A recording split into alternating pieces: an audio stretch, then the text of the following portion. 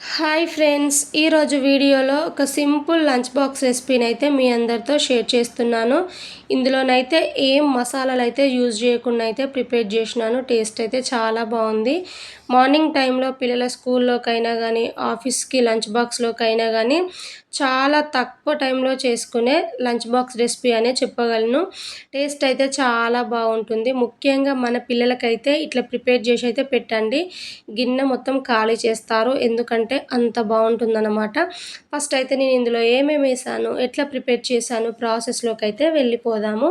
నేను ముందుగానే 5 చిన్న సైజు బంగాళదుంపలను అయితే తీసుకున్నాను. వాటి పైన ఉన్న పొట్టు మొత్తం తీసేసి ఇట్లా చిన్న ముక్కలాగానైతే కట్ చేసి అయితే ప్లేట్లో వేసి అయితే రెడీగా పక్కన పెట్టేసినాను. పీసెస్ అనేవి అయితే మరీ పెద్దగా ఉండకూడదు, సో ఇట్లా చిన్నగానైతే కట్ చేసి అయితే తీసుకోవాలి. అలాగే 3 టమాటోస్ అయితే ఇట్లా చిన్న ముక్కలాగా కట్ చేసి అయితే తీసుకున్నాను. 1 మీడియం సైజ్ ఆనియన్ అయితే ఇట్లా పొడుగ్గా ఉండేటట్టు అయితే కట్ చేసి అయితే రెడీగా పక్కన పెట్టేసినాను.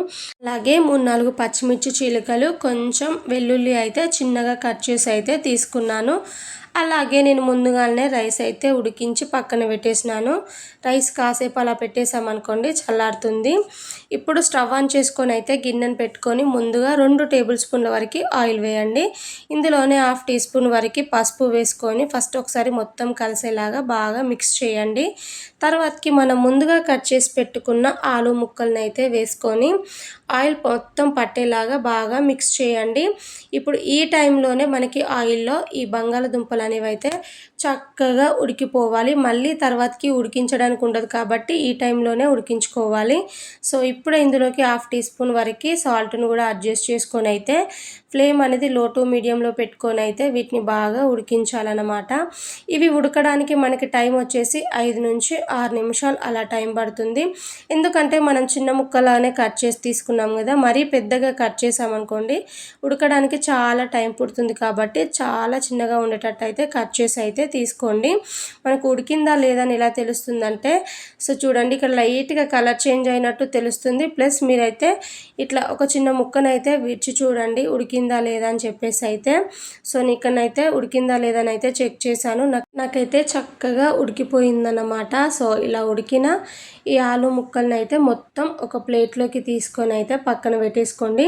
మీరు కావాలి అనుకుంటే మనం రైస్ ప్రిపేర్ చేసేటప్పుడు వేరే గిన్నెలోనైనా చేసేసుకోవచ్చు, బట్ నేనైతే ఈ గిన్నెలోనే చేస్తున్నాను అనమాట.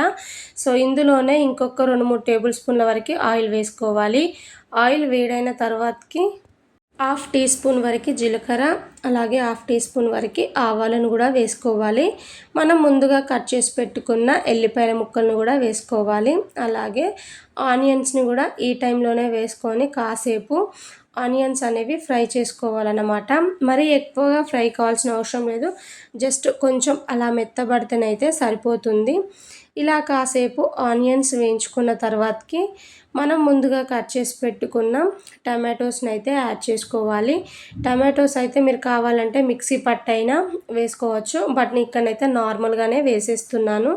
ఇందులోనే 1/4 టీ స్పూన్ వరకు పసుపు, అలాగే టేస్ట్కి తగ్గట్టు సాల్ట్, అలాగే 1 టేబుల్ స్పూన్ వరకు కారం, 1/2 టీ స్పూన్ వరకు ధనియాల పొడి, అలాగే 1/2 టీ స్పూన్ వరకు పెప్పర్ పౌడర్ని అయితే వేసుకోవాలి. ఇవన్నీ వేసిన తర్వాతకి అయితే టమాటోస్కి అయితే పట్టేటట్టు మంచిగా మిక్స్ చేసుకొని అయితే ఇప్పుడు దీనిపై నుంచి అయితే మూతను పెట్టేసుకొని 3 నుంచి 4 నిమిషాల పాటైనా కానీ బాగా ఉడకనివ్వాలి. ఇవి ఉడకడానికి మరి ఎక్కువ టైం కూడా ఏం పట్టదు, జస్ట్ 3 నిమిషాలు అలా ఉడికించామంటే సరిపోతుందన్నమాట. సో 3 నిమిషాల తర్వాతకైతే మళ్ళీ మూత తీసి అయితే చూపిస్తున్నాను. టమాటోస్ అయితే చక్కగా మగ్గిపోయి లైట్గా ఆయిల్ అనేది అయితే వదులుతూ ఉంది కదా, ఈ టైంలోనే మనం ముందుగా ఉడికించి పెట్టుకున్న ఆలు ముక్కలను అయితే వేసుకోవాలి. సో ఆలునైతే మొత్తాన్ని అయితే వేస్తున్నాను అనమాట. సో వేసిన తర్వాతకి టమాటోస్ ఆలు మొత్తం కలిసేలాగా మిక్స్ చేయండి. ఈ టైంలోనే కొంచెం అంతా కొత్తిమీర కూడా వేసుకోండి. కొత్తిమీర వేయడం వలన ఫ్లేవర్ అయితే చాలా బాగుంటుంది. ఒకవేళ మీరు తీసుకున్న ఆలు సైజ్ అనేది కాస్త పెద్దగా ఉండి మనం ముందుగా ఉడికించినప్పుడు ఆలు కనుక ఉడకనట్లయితే ఈ టైంలో 4-5 నిమిషాల పాటైనా ఉడికించేసుకోవచ్చండి. సో ఇందులోనే 4-5 పచ్చిమిర్చి చీలికలను కూడా వేసేసుకొని అయితే ఒకసారి మొత్తం కలిసేలాగా అడిగేలా బాగా మిక్స్ చేసేసి మూత పెట్టుకొని మరీ ఎక్కువ టైం అవసరం లేదు, జస్ట్ 2 నిమిషాల పాటైనా కానీ ఉడకనివ్వండి. ఆలుకైతే ఉప్పు కారం చక్కగా పడుతుంది. 2 నిమిషాల తర్వాతకైతే మళ్ళీ మూత తీసి అయితే చూపిస్తున్నాను అన్నమాట. సో మనకైతే కొత్తిమీర ఇట్లా చక్కగా మగ్గిపోయింది కదా. ఈ టైంలోనే మనం ముందుగా ఉడికించి కాసేపు చల్లార్చి పెట్టుకున్న రైస్ని అయితే వేసుకుంటున్నాను. సో లంచ్ బాక్స్ రెసిపీలోకి అయితే రైస్ అనేది ఎప్పుడైనా కానీ పొడి పొడిగా ఉండాలన్నమాట. సో నేనైతే రైస్ అప్పటికప్పుడు వండి వేడి రైస్తోనైతే ప్రిపేర్ చేస్తున్నాను. మీరు కావాలి అనుకుంటే నైట్ మిగిలిన రైస్ ఉంటుంది కదా, అంటే లంచ్ బాక్స్లోకి కాదు, జస్ట్ మార్నింగ్ తినాలి అని అనుకునే వాళ్ళైనా ఇట్లా ప్రిపేర్ చేసుకోవచ్చు, చాలా బాగుంటుంది.